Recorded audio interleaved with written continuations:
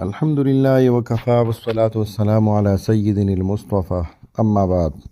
محترم سامعین کرام، آج کے مختصر سی درس میں ہم آپ کو آیت الکرسی کی ایک فضیلت ذکر کریں گے۔ احادیث میں آیت الکرسی کی بہت سی فضائل ذکر کی گئی ہے، جس میں سے ایک فضیلت یہ ہے جو کہ امام نسائی رحمہ اللہ نے حدیث نمبر 9928 پر ابو امامہ رضی اللہ عنہ کی روایت سے نقل کی ہے کہ رسول اللہ صلی اللہ علیہ وسلم نے فرمایا